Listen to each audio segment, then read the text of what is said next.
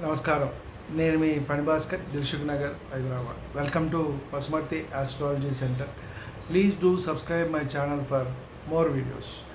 ఈ వీడియోలో మనం వివాహాది శుభకార్యములకు కొన్ని నియమాలు అనేవి తెలుసుకునే ప్రయత్నం చేద్దాం. ముఖ్యంగా కొన్ని అడుగుతూ ఉంటారు. కొన్ని అప్పుడప్పుడు మనకి క్లయింట్స్ ఫోన్ చేసినప్పుడు వారికి కొన్ని సందేహాలు ఉంటూ ఉంటాయి. ఎందుకంటే వివాహం అనేది మనిషి జీవితంలో ఒక్కసారి వస్తుంది. అత్యంత ముఖ్యమైన ఘట్టము, చాలా ఇంపార్టెంట్ అయిన ఘట్టం. అది ఆడ కానీ మగ కానివ్వండి. కాకపోతే ఇప్పుడు ఉన్న పరిస్థితుల రీత్యా నువ్వు గొప్ప నేను గొప్ప అనుకుని ముందుకు పోయి చదువు పెరిగినప్పుడు సంస్కారం పెరగాలండి. కానీ అది తగ్గిపోయి మనకి నువ్వా నేనా అని చెప్పని పోటీ అనేది ఎక్కువైపోయింది. ఆడవారు చదువుకుంటున్నారు, మగవారు చదువుకుంటున్నారు, కానీ సంస్కారం అనేది రావట్లేదు.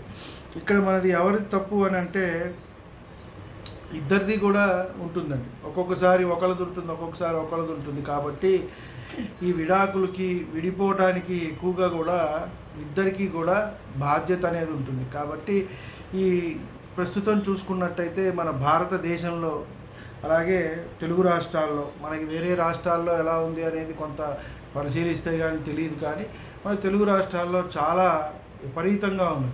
అది ఒక కులం కాదు, ఒక మతం కాదు, ఒక జాతి కాదు, ఒక వర్ణం కాదు, అందరిలోనూ కూడా ఇవి ఎక్కువైపోయినాయి.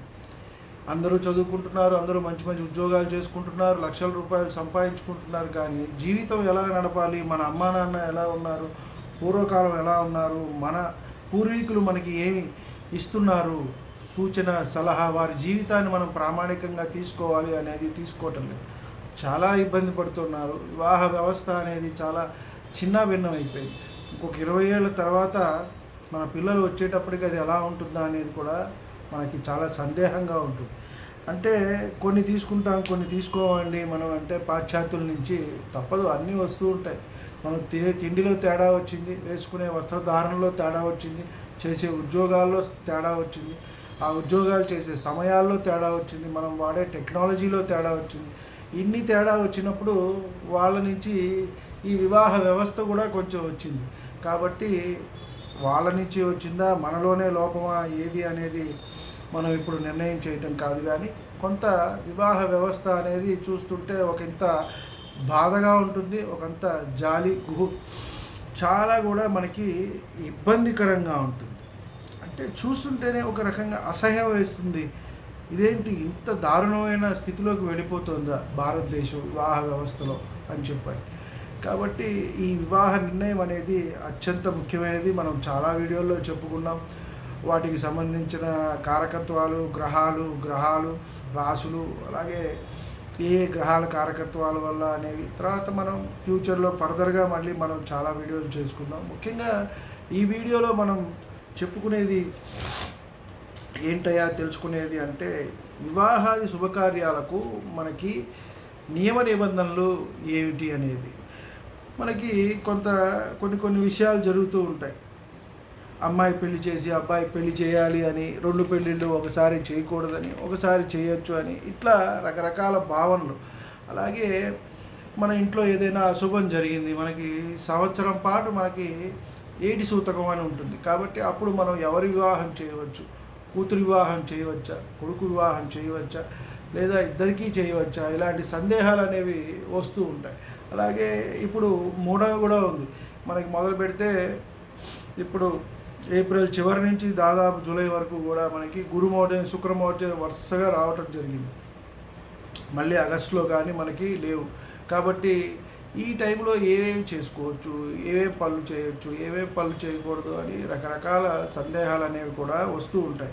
తాంబూలాలు పుచ్చుకోవచ్చా, మాట్లాడుకోవచ్చా, లేదా బంగారం ఏమన్నా కొనుక్కోవచ్చా, ఇట్లా రకరకాల సందేహాలన్నీ కూడా వస్తూ ఉంటాయి. కాబట్టి వాటన్నిటికీ కూడా మీ వ్యక్తిగత, మీకు దగ్గరలో సంబంధించిన మీ ఊర్లో పంతులు గారు, పురోహితులు ఉంటారు. కాబట్టి మీకు తెలిసిన వాళ్ళు లేదా జ్యోతిష్యుల్ని కనుక్కొని అవి మీరు ఏమేం చేసుకోవచ్చు, ఏమేం చేయకూడదు అనేది మీరు ఫాలో అవ్వచ్చు. ఎందువల్ల అంటే మనకి ప్రాంతానికి ఒక ఆచారం ఉంటుంది, అలాగే రాష్ట్రానికి కొన్ని సాంప్రదాయాలు ఉంటాయి. కొన్ని కొన్ని కుటుంబానికి కొన్ని పద్ధతులు అనేవి ఉంటాయి. కాబట్టి మన పూర్వీకులు ఉన్నప్పుడే మనం అవి తెలుసుకోవాలి, నేర్చుకోవాలి, విషయాలన్నీ తెలుసుకోవాలి. ఏవేవి ఉన్నాయి మన కుటుంబంలో, ఏవేంటి ఆచారాలు, మన గ్రామంలో ఏంటి, మన ఊరిలో ఏంటి, అలాగే మన రాష్ట్రంలో ఏంటి, ఏవేం చేయాలి అనేవి. కాబట్టి ఇవన్నీ తెలుసుకుంటే మనకి ముఖ్యంగా ఉంటుంది. కాబట్టి మేము మీ ప్రాంత ఆచారాలను బట్టి చేసుకోవాలి. అలాగే మీ ఇంటి పురోహితుల్ని మీరు సంప్రదించవచ్చు, అలాగే మీ ఇంటి జ్యోతిష్యుల్ని సంప్రదించవచ్చు. అలాగే ముఖ్యంగా ఇంటి దేవత ఆచారం ఇవన్నీ కూడా మనం చేయాలి. పితృకార్యాలు అనేవి చాలా ఇంపార్టెంట్, వాటిని చేసుకోవాలి. కాబట్టి ఆ సంవత్సరం పాటు శుభకార్యాలు చేయకుండా ఉండటమే మంచిది. ముఖ్యంగా మనం చూసుకున్నట్టయితే వివాహ శుభకార్యాలకు నియమ నిబంధనలు ఏమిటయా అంటే, అన్నదమ్ములకు అక్కా చెల్లెలనిచ్చి వివాహం చేయకూడదు. ఇది అత్యంత ఇబ్బందికరమైన అంశం. కాబట్టి ఎప్పుడు తగవులు ఉంటూ ఉంటాయి. ఒకరు బాగుంటే ఒకరు చూడలేరు, వీరు బాగుంటే వారు, వారు బాగుంటే వీరు, గొడవలు అవుతూ ఉంటాయి. కాబట్టి ఇలా వద్దు అని చెప్పారు. అలాగే ఒకే లగ్నంలో కుమారునికి కూతురికి వివాహం చేయకూడదు, మనం ఇందాక అనుకున్నాం. కాబట్టి ఇద్దరు సంతానం ఉన్నప్పుడు కొడుకులు ఇద్దరికి లేదా కూతుళ్ళ ఇద్దరికి చేయవచ్చు, కానీ కొడుక్కి కూతురికి చేయకూడదు అని చెప్పారు. ఒకే లగ్నమునకు ఇద్దరు అన్నదమ్ములకు కానీ అక్క చెల్లెలకు కానీ వివాహం చేయరాదు. ఇక్కడ చూసుకున్నట్టయితే అన్నదమ్ములు ఇద్దరు ఉన్నా కూడా వివాహం చేయకూడదు, అలాగే అక్క చెల్లెళ్ళు ఉన్నా కూడా వారికి కూడా చేయకూడదు. ఒకే గృహమందు ఇరువురు అన్నాదమ్ములకు ఒకేసారి వివాహం కానీ ఉపనయనం కానీ చేయరాదు. కాబట్టి ఇద్దరికీ కలిపి ఉపనయనం చేయటం కానీ ఇద్దరికి కలిపి వివాహం ఒకేసారి చేయటం కానీ మంచిది కాదు అని చెప్పారు. అన్నా చెల్లెళ్లకు ఒకే లగ్నంలో ఒకే వేదిక మీద వివాహం చేయకూడదు. ఇది కూడా మనం ఎప్పుడో కానీ చూస్తూ ఉంటాం, ఎప్పుడూ కూడా జరగదు, ఎప్పుడో జరుగుతూ ఉంటుంది. అనుకోని సంఘటనల విధంగా ఏమన్నా జరిగితే జరుగుతూ ఉంటుంది. కాబట్టి ఇది కూడా మంచిది కాదు అన్నారు. అమ్మాయి వివాహం ముందుగా అయిన తర్వాత అబ్బాయి వివాహం చేయాలి. ఏకకాలంలో అమ్మాయి తర్వాత అబ్బాయి వివాహం చేయాలి. అంటే ఒకసారి మనకి కవల పిల్లలు కలుగుతూ ఉంటారు, అప్పుడు అమ్మాయి వివాహం చేసిన తర్వాతనే అబ్బాయి వివాహం చేయాలి. ఒకవేళ చాలా పెద్ద మనకి అబ్బాయి ఉన్నాడు, అమ్మాయి చాలా లేటుగా ఎప్పుడో ఒక 7-8 ఏళ్ళ తర్వాత కలిగితే అప్పుడు మనం చెప్పలేము, కానీ చాలా పెద్దవారు అయిపోతారు కాబట్టి వారికి చేయాలి. కానీ ఇక్కడ నియమం ఏం చెప్పారయ్యా వివాహ ప్రకటనల ప్రకారం మనం ఏం చేయాలి నియమ నిబంధనలు అంటే, అమ్మాయి వివాహం చేసిన తర్వాత మాత్రమే మనం అబ్బాయికి వివాహం చేయాలి అని చెప్తున్నారు. అలాగే పుత్రిక వివాహానంతరం పుత్రుని వివాహమైనను పుత్రునకు ఉపనయనమైనను చేయవచ్చు. కాబట్టి ఈ విధంగా చేయాలి. పుత్ర వివాహం చేసిన తర్వాత 6 నెలల వరకు అన్నదమ్ములకు ఉపనయనం అనేది చేయరాదు. కాబట్టి 6 నెలలు అనేది ఇక్కడ సమయంగా తీసుకోవాలి. కొంత ఇక్కడ మళ్ళీ ఉత్తరాయణం దక్షిణాయనం ఆయనం మారితే కొంత మనకి పర్వాలేదు. కాబట్టి వాటిని చూసుకొని ముందుకు వెళ్ళటం అనేది మంచిది. పాల్గొన మాసంలో ఒకరి వివాహం చేసి ఉగాది తర్వాత మరో వివాహం చేసుకోవచ్చు. అంటే మనం ముందుగా అనుకున్న మాటే ఇప్పుడు ఇది ఏంటంటే, ఇక్కడ ఉత్తరాయణం దక్షిణాయనం ఈ ఆయనాల మార్పు ఉంటుంది కాబట్టి ఈ రకంగా చేసుకోవచ్చు. పుత్రునకు ఉపనయనం తర్వాత పుత్రికకు వివాహం చేయవచ్చును.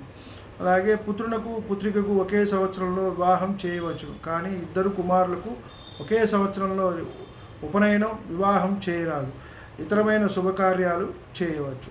కాబట్టి ఇక్కడ ఇవన్నీ కూడా చూసుకుంటూ మనకి అమ్మాయికి అబ్బాయికి ఎవరికి వివాహం చేస్తున్నాము ఉపనయనం చేయవచ్చు, అలాగే వివాహం కూడా చేయవచ్చు. కాబట్టి ఈ నియమ నిబంధనలన్నీ పరీక్షించుకొని చేయవలసింది.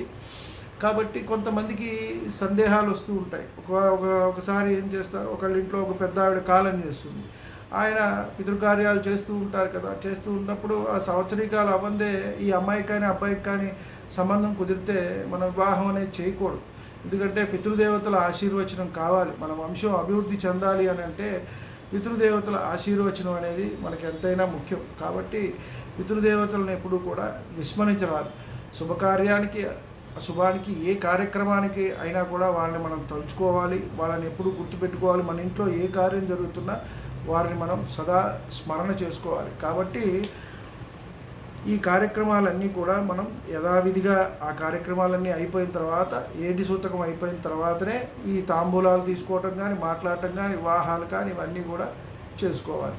కాబట్టి ఈ వీడియో మీకు నచ్చినట్టయితే లైక్ చేయండి, అలాగే మీ బంధుమిత్రులకి శ్రేయోభిలాషులకి షేర్ చేయండి, వారికి కూడా ఎంతో ఉపయోగకరంగా ఉంటుంది.